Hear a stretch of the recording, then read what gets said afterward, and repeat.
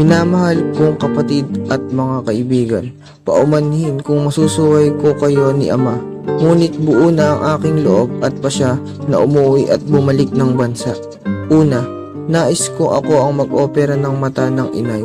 Pangalawa, nais kong paglingkuran ang mga Pilipino kong kababayan na matagal nang alipin ng mga Kastila. Pangatlo, nais kong makita mismo ang aking mga mata kung ano ang naging epekto ng libro kong Nole sa mga Kastila at Pilipinong dyan sa Pilipinas.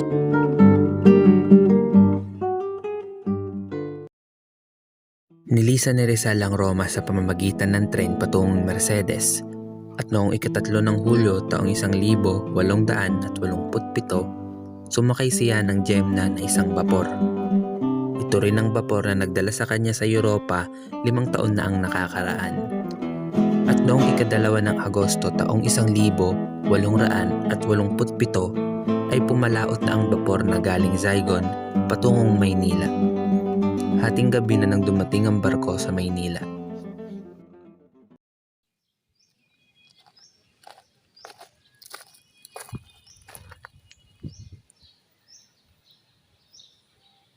Tulad pa rin ng dati. Noong makababa si Rizal sa bapor, pareho pa rin ang mga simbahan, gusali, butas sa daan at bangka sa Ilog Pasig ang kanyang nadatnan. 5 taon na ang nakakaraan.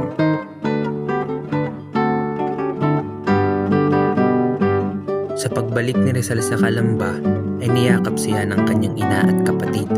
At sa mga unang araw ni Rizal ay hindi siya hiniwalayan ni Pasiano.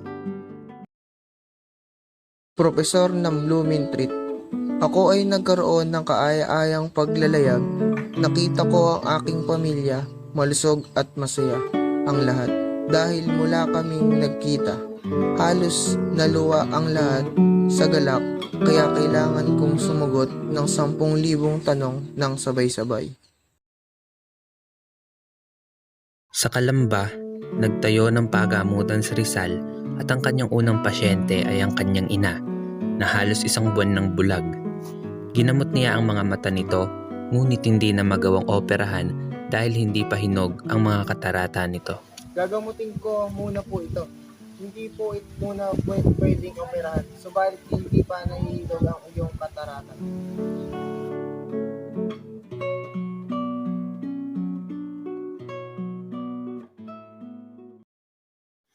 Ilang linggo na ang nakakaraan nang makauwi si Rizal sa Pilipinas. Nakatanggap si Rizal ng sulat galing kay Gobernador General Emilio Terrero na nagsasabing magtungo siya sa palasyo ng Malacanang upang pag-usapan ang tungkol sa inilimbag niyang libro na Noli Me Tangere.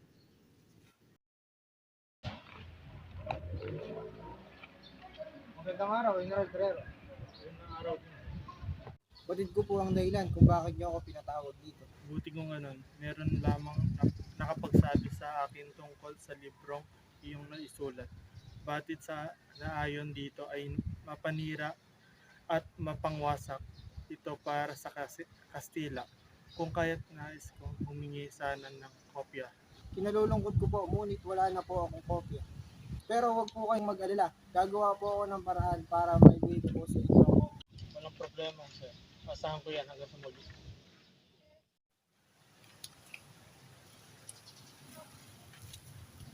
Padre Sanchez! Jose, kumusta ka na? Buti na pa rito. Ano may pag-ibig? Nais ko lang pong malaman kung meron pa po kayong naitago ng libro ng Noli Me Tangere. Naku, Jose. Ngunit wala nang naiwang kopya ng iyong libro. Dahil pagkatapos namin itong mabasa ay agad namin itong pinamahagi sa iba.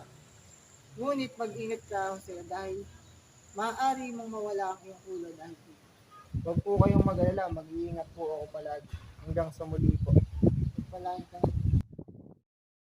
Matapos makahanap si Rizal ng kopya ng kanyang libro, ay agad itong nagtungo sa tanggapan ni Gobernador General Terrero. Magandang araw, General Terrero. Oh, sir, naparito ka. Narito na po ang hinihingi yung kopya ng aking akda. Maraming salamat. Huwag kang mag-alala. Akin itong babasahin. Hanggang sa muli. Huwag kang mag-alala, Jose. Walang mangyayaring pagkakulong sa mga Pilipino. Pagkatapos basahin ng general ang kabuuan ng akta ni Rizal, ay agad niya itong ipinatawag upang bigyan ng proteksyon. Magandang araw, General Terrero. Ano ang dahilan sa muling pagtawag niyo sa akin? Hatid ko ang panganib ng librong iyong sinulat. Kaya't naisipan kong bigyan ka ng iyong mga makakasama. Siya si Teniente Jose Andrade. Ang magiging kasama mo simula ngayon.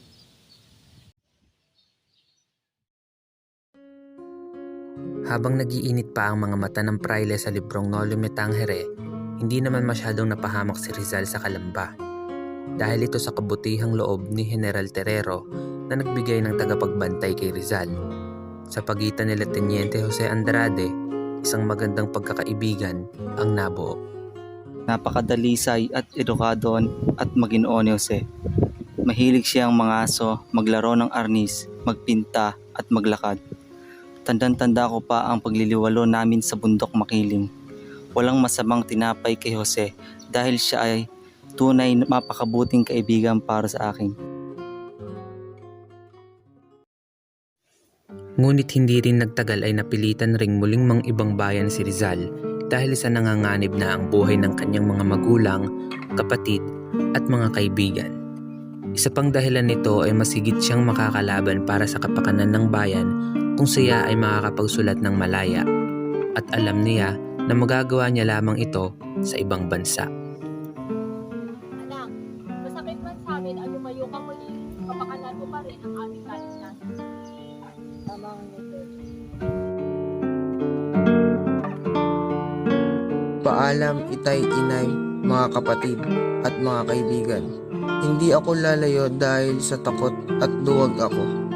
Tulad ng isang manok sa sabong, matapang ako, isang katotohanan na hindi maitatanggi ng mga nagtatangka sa aking buhay. Hindi ako takot sa kahit na sino man, at lalong hindi ako takot mamatay. Kaya't kahit masakit sa aking kalooban ang umalis, mas pipiliin kong sundin ang mga payo ninyo